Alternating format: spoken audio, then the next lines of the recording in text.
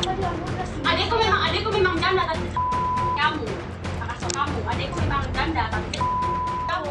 Dalam video viral yang berdurasi 2 menit, pelaku yang terlihat emosi mendatangi korban hingga melakukan penganiayaan terhadap korban hanya gara-gara tersinggung dengan ucapan korban. Tidak hanya kekerasan fisik, pelaku juga melontarkan kalimat hinaan terhadap korban yang hanya seorang gadis putus sekolah. Aksi persekusi terhadap korban ini terjadi pada Juli 2024 di rumah kerabat korban. Namun video tersebut baru viral beberapa hari terakhir. Polres Buton Tengah akhirnya berhasil menangkap pelaku di Kota Bau-Bau. Dalam pemeriksaan yang dilakukan penyidik terungkap bahwa pelaku juga menyuruh salah satu temannya untuk merekam aksi kekerasan terhadap korban. Akibat perbuatannya, pelaku mahasiswi yang mengaku calon bidan ini terancam Undang-Undang Perlindungan Anak. Umur hanyalah angka. Assalamualaikum pemirsa, apa kabar Anda? Semoga sehat selalu ya. Sebelum kita mulai aktivitas hari ini, kita update dulu seputar informasi menarik agar pagi Anda lebih berisi. Bersama saya Doni Permana, inilah Cakrawala selengkapnya.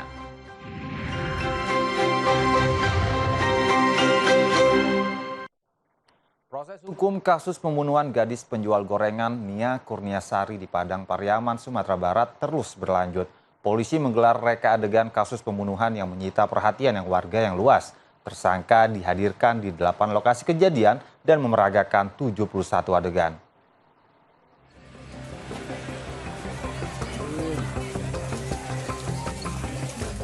Melihat sekali lagi secara langsung Indra Septiarman, pembunuh Nia Kurniasari, adalah hal yang dinantikan warga Kayu Tanam, Padang Pariaman, Sumatera Barat. Tak heran dalam rekonstruksi ini, polisi melakukan penjagaan ketat terhadap si pembunuh agar reka ulang adegan dalam proses rekonstruksi berjalan kondusif.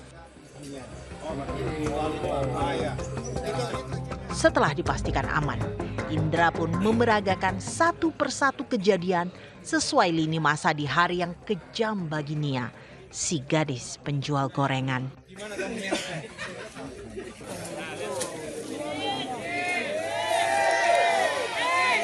Sesekali teriakan kesal dari warga terdengar riuh. Mereka sangat ingin melampiaskan kemarahan langsung pada Indra yang tega menghabisi nyawa seorang gadis yang disayangi banyak warga kampung karena kebaikan dan semangat juang tinggi untuk menghentikan kemiskinan keluarganya. Memahami emosi tinggi warga, polisi pun tak lengah menjaga pemuda problematik itu agar tak dihakimi warga. 71 adegan selesai diperagakan Indra dan sejumlah saksi kunci di 8 lokasi.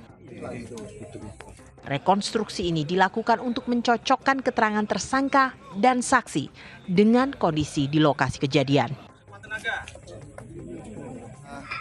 8 TKP yang sudah kita rekonstruksikan dengan 71 adegan di total keseluruhan TKP tersebut. Dalam rekonstruksi tadi ada perubahan atau fakta-fakta baru yang ditemukan? Sampai saat ini kami masih mengumpulkan fakta-fakta baru di TKP, sekaligus kami berkoordinasi dengan jaksa untuk melihat secara detail pelaksanaan TKP tadi di persesuaian keterangan dari tersangka. Dari rekonstruksi ini terlihat jelas bagaimana Indra mengeksekusi Nia. Si pecandu narkoba tersebut mencekik korban dari belakang hingga membunuhnya dengan jeratan tali rafia. Indra bukan satu-satunya tersangka dalam pembunuhan ini. Ada paman Indra yang membantu sang pembunuh melarikan diri saat perburuan terhadap Indra dimulai. Indra tak hanya membunuh Nia Kurniasari, ia juga memperkosa gadis tak berdosa itu sebelum menguburkan jenazahnya. Kita beralih ke informasi lainnya pemirsa. Cak Arlan, calon wali kota Prabu Mulih, Sumatera Selatan menarik perhatian saat berkampanye. Calon wali kota yang diusung Partai Gerindra tersebut tanpa ragu memamerkan 4 orang istrinya ketika berkampanye di depan warga yang hadir. Potongan video yang memperlihatkan salah seorang calon wali kota Prabu Muli atas nama Cak Arlan sedang memamerkan dan memperkenalkan istrinya pada saat kampanye viral di media sosial. Dalam video tersebut, dengan bangga, Cak Arlan memperkenalkan keempat istrinya kepada masyarakat dan pendukungnya di atas panggung saat sedang berkampanye di Sungai Medang, Kota Prabu Muli. Menurut Cak Arlan, kehadiran keempat istrinya akan membantunya dalam memperjuangkan hak-hak perempuan jika terpilih menjadi wali kota. Meski memiliki 4 orang istri, namun Cak Arlan mengaku bertanggung jawab dunia akhirat terhadap mereka. Ini yang Cak munafik. Kalau Cak bertanggung jawab dunia dan akhirat. Jadi, bapak-bapak, ibu-ibu, maksud Cak jangan mudah digoreng uha. Ibu-ibu lemak pula. Kalau nak minta baju gamis, minta yang nomor 1. Nak minta tas, minta yang nomor 2. Nak sepatu, minta yang nomor 3. Apa lagi? Minta yang nomor 4. Berpasangan dengan Franky Nasril dan diusung Partai Gerindra, Cak Arlan optimis akan mampu memenangkan Pilkada Kota Prabu Muli. Di usianya yang ke-49 tahun, Cak Arlan saat ini tercatat tengah menempuh pendidikan ilmu hukum di Universitas Sakyakirti, Palembang tahun 2023-2024. Sebagai seorang pengusaha, Cak Arlan juga aktif di organisasi Himpunan Kerukunan Tani Indonesia (HKTI). Ya, dalam debat perdana Pilkada Jakarta 2024, pasangan calon Gubernur Jakarta Ridwan Kamil Suswono, Dharma Pongrekun Kunwardana dan Pramono Anung Rano Karno telah menyampaikan sejumlah solusi untuk mengurangi pengangguran di Jakarta yang didominasi kelompok usia muda 15 sampai 29 tahun atau Gen Z. Data Badan Pusat Statistik BPS melaporkan per Agustus 2023, tingkat pengangguran terbuka di Jakarta mencapai 6,53% atau 355.000 orang pengangguran. Menjadi penyumbang suara terbanyak di masa pilkada, masing-masing paslon Pilkada Jakarta berjanji akan memberikan insentif menarik bagi generasi. Ya, Bawaslu Kota Sungai Penuh Jambi menemukan 2 kasus dugaan ketidaknetralan ASN di Pilkada serentak mendatang. Kepala Dinas salah satu instansi berfoto dengan menggunakan simbol dukungan kepada salah satu paslon wali kota dan wakil wali kota Sungai Penuh. Jelang pelaksanaan Pilkada serentak pada 27 November mendatang, berdasarkan laporan dari masyarakat, Bawaslu Kota Sungai Penuh menemukan 2 kasus dugaan ketidaknetralan ASN. Kasus yang dilaporkan masyarakat yaitu seorang kepala dinas berfoto dengan menggunakan simbol dukungan kepada salah satu paslon wali kota dan wakil wali kota Sungai Penuh. Selain itu, Bawaslu juga melakukan penelusuran dan pemeriksaan terkait ASN yang berfoto menggunakan tibon dukungan kepada salah satu pasangan calon. Koordinat Penanganan Pelanggaran dan Penyelesaian Sengketa P3S Bawaslu Kota Sungai Penuh, Iin Rudiansyah mengatakan, berdasarkan laporan tersebut, Bawaslu Kota Sungai Penuh telah memanggil dan melakukan pemeriksaan kepada seorang kepala dinas dan ASN yang berfoto menggunakan tibon dukungan kepada salah satu pasangan calon wali kota dan wakil wali kota. Saat ini kami lagi menangani ada 2 kasus ya, dugaan pelanggaran. Yang pertama, kami mendapatkan dalam bentuk informasi awal dan hal itu kami lakukan dalam bentuk penelusuran atas informasi awal tersebut, yaitu berkaitan dengan netralitas ASN yang memposting dalam bentuk poster atau tibon salah satu paslon. Yang kedua, kami sudah menerima laporan beberapa hari yang lewat berkaitan dengan netralitas ASN juga salah satu pejabat di Kota Sungai. Sementara Bawaslu juga mengimbau masyarakat untuk melaporkan jika menemukan ASN yang melakukan pelanggaran dalam tahapan pilkada. Solidaritas Hakim Indonesia bertemu dengan Komisi 3 DPR RI Mereka menyampaikan aspirasi terkait gaji yang tak kunjung naik dalam beberapa tahun terakhir. Dalam audiensi dengan pimpinan DPR ini, para hakim mendengarkan langsung sambungan telepon dari Presiden terpilih, Prabowo Subianto. Saya memang menaruh perhatian. Ada momen haru yang terjadi saat Komisi 3 DPR RI lewat Sufmi Dasko menelpon Presiden terpilih Prabowo Subianto. Wakil Ketua DPR RI itu memperdengarkan suara sambungan telepon Prabowo pada para hakim yang hadir di audiensi hari ini di ruang rapat DPR RI. Prabowo berjanji akan memperbaiki remunerasi para hakim. Di berbagai Tak pelak, momen ini mengundang air mata para hakim yang sejak beberapa hari ini mogok massal. Mohon izin bicara, Pak. Ya, bismillahirrahmanirrahim. Assalamualaikum warahmatullahi wabarakatuh. Salam warahmatullahi. Salam sejahtera kita sekalian. Shalom, Om Swastiastu. Saudara-saudara sekalian, saya diberitahu oleh Profesor Dasko bahwa ada pertemuan antara saudara-saudara perwakilan dari para hakim dengan pimpinan DPR, bahwa para hakim harus diperbaiki kualitas hidupnya dan harus dijamin supaya para hakim itu sangat mandiri dan bisa menjalankan tugas sebagai hakim dengan sebaik-baiknya. Dalam audiensi yang digelar antara Solidaritas Hakim Indonesia bersama pimpinan DPR RI ini, hakim menceritakan kesulitan ekonomi yang dialami. Para hakim berharap agar rapat dengar pendapat umum yang digelar di Komisi 3 DPR RI dapat menemukan titik terang, terutama dalam menaikkan kesejahteraan hakim se-Indonesia. Di seluruh Indonesia berkisar ya, gaji-gaji teman hakim di Indonesia, gaji pokoknya berkisar 3 juta sampai 4 juta. Dari hakim junior sampai hakim senior, itu gaji pokoknya. Tunjangan jabatannya tuh 8.500.000. Ingat Bang, hitung-hitungannya. Kalau kami tinggal di daerah kami punya rumah warisan orang tua, kami punya kendaraan dikasih orang tua, kami punya tanah dikasih orang tua, itu tidak ada masalah, mungkin cukup. Tapi kami ditempatkan di pelosok-pelosok Indonesia, di Gunung Jayawijaya sana, di Wamena, di Rote Endau, di pedalaman Kalimantan, di Selayar, di Melongwane, di Sabang dan lain sebagainya. Sedangkan tempat tinggal kami ada yang di Jakarta, ada yang di Palembang, ada yang di Surabaya. Dari hitung-hitungan 12 juta gaji hakim itu. No, jangan hitungan Kak. 142% dari take home pay yang kami dapatkan. Rata-rata berapa itu?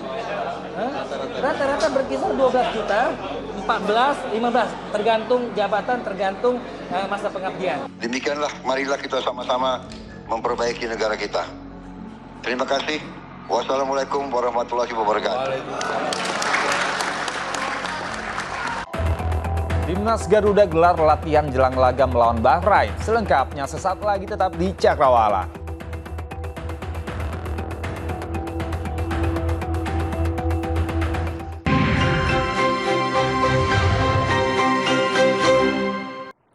Terima kasih Anda masih setia menyaksikan Cakrawala bersama saya Doni Permana.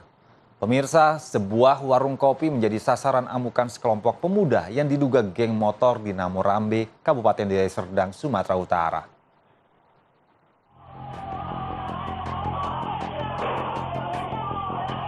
Aksi kawanan begundal geng motor ini terekam kamera pengawas saat mengobrak-abrik warung kopi milik warga. Kejadian dipicu aksi tawuran antar geng di mana salah satu kelompok mampir ke warkop ini selepas bentrok. Akibatnya, kawanan musuh langsung menyerang membabi buta hingga mengakibatkan sejumlah barang dan etalase rusak. Penjaga warkop menyebutkan para pelaku menggunakan senjata tajam untuk memotong aliran listrik dan batu. Usai kejadian, Polda Sumut berhasil menangkap 7 orang yang diduga terlibat dalam aksi perusakan warung kopi tersebut.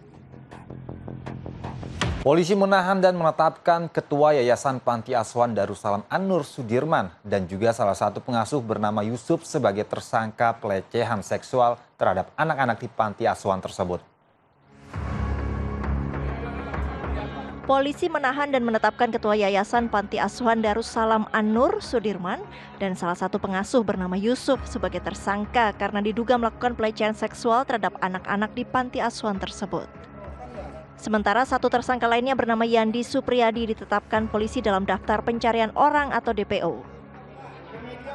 Penyidik melakukan pemanggilan dan penetapan tersangka sebanyak 3 orang, yaitu Saudara Sudirman selaku Ketua Yayasan, kemudian yang kedua adalah Saudara Yusuf Bahtiar, dan yang ketiga Yandi Supriyadi selaku pengasuh di yayasan tersebut. Setelah kita lakukan pemeriksaan, kita lakukan penangkapan dan penahanan terhadap Saudara Sudirman dan Saudara Yusuf Bahtiar. Sedangkan Saudara Yandi Supriyadi, ya, setelah kita lakukan pemanggilan 2 kali yang bersangkutan tidak hadir, akhirnya kita tetapkan, kita masukkan dalam daftar pencarian orang. Menteri Sosial Saifullah Yusuf bersama Komisi Perlindungan Anak Indonesia KPAI meninjau langsung Panti Asuhan Darussalam An-Nur di Tangerang, Banten, merespon adanya kasus pelecehan seksual di lokasi tersebut. Saifullah Yusuf atau Gus Ipul mengatakan bahwa Panti Asuhan Yayasan Darussalam An-Nur ini tidak memiliki izin operasional dari Kemensos. Blank ini. Makanya nanti ke depan saya terus terang juga akan menghimbau atau memberikan suatu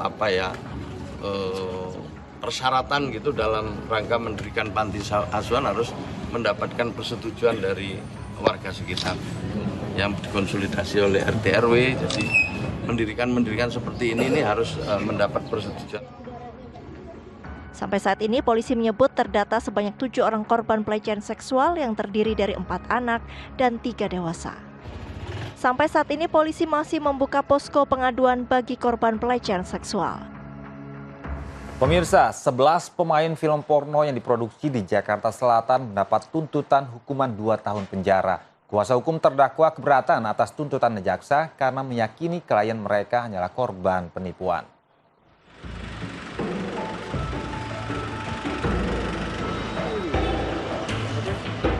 Kasus penggerbekan rumah produksi yang membuat film porno di Jakarta Selatan disidangkan secara tertutup di Pengadilan Negeri Jakarta Selatan.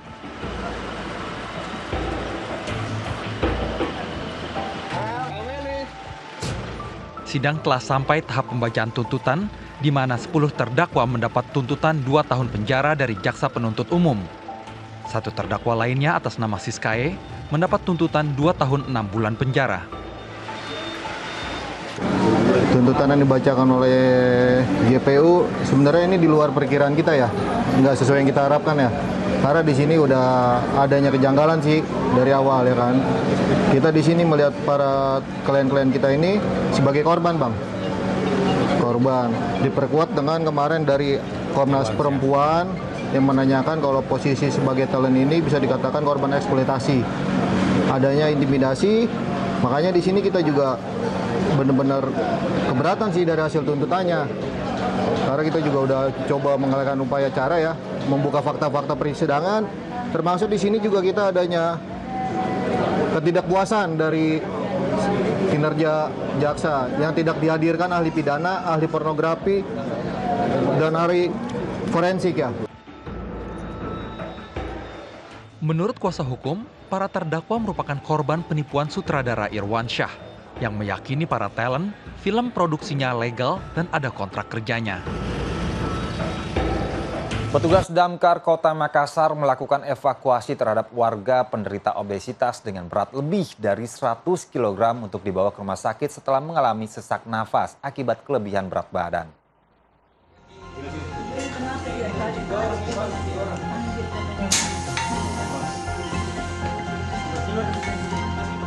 Beginilah proses evakuasi terhadap penderita obesitas, Riani Riko usia 36 tahun, berlangsung dramatis di Jalan Pengayoman Kompleks Gladiol, Blok D5, di Kelurahan Pandang, Kecamatan Panakukang, Kota Makassar, Sulawesi Selatan.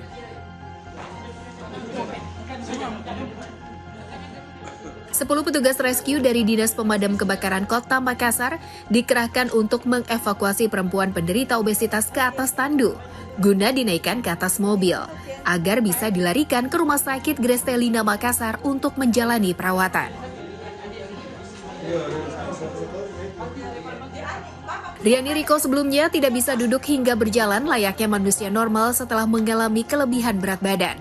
Proses evakuasi berlangsung lebih dari 20 menit yang akhirnya berhasil membawa Riani Riko ke rumah sakit untuk mendapatkan penanganan medis akibat sesak nafas yang dideritanya.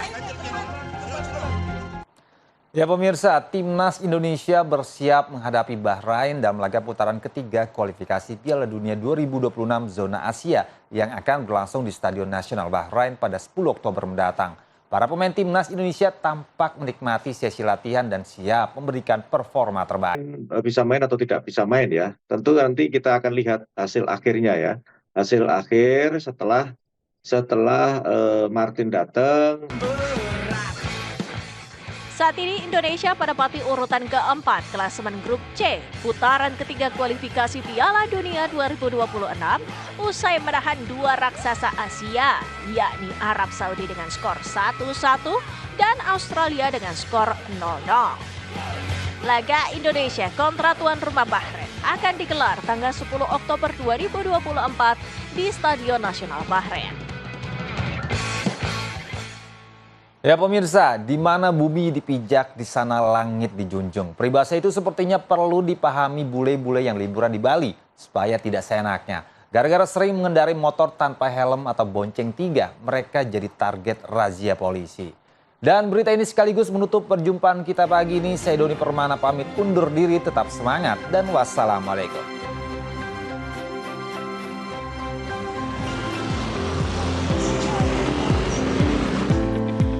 Ada banyak bule alias warga asing di Bali yang jalani hidup semaunya sendiri. Bukannya menghormati budaya lokal, mereka justru bawa gaya barat ke Pulau Dewata. Bule cuek saja mengendarai motor sambil bertelanjang dada atau sambil minum minuman keras. Bahkan tak sedikit yang tidak mengenakan helm atau bonceng tiga, padahal bahaya banget loh. Itulah sebabnya polisi di kawasan Canggu, Kabupaten Badung merazia mereka. Semuanya demi keamanan, kenyamanan, dan tentu saja keselamatan. Petugas juga menindak pengemudi ojek online yang mengangkut wisatawan melebihi kapasitas kendaraannya. Pelanggaran warga asing yang saat ini sebagian besar dan banyak yang tidak menggunakan helm dan membonceng lebih pada dua. Kami kepada pemilik rencar, jadi mohon diselektif lagi masyarakat warga negara asing yang menggunakan kendaraan. Mohon dicek kembali apakah dia bisa menggunakan kendaraan bermotor, apakah dia sudah cakap, apakah dia memiliki SIM kualifikasi untuk mengendarai sepeda motor. Kalau tidak ya jangan dikasih. Warga asing ini mendapat bukti pelanggaran atau tilang. Polisi juga menahan motor yang mereka pakai karena ada bule yang tak punya SIM atau dokumen kendaraannya tidak lengkap.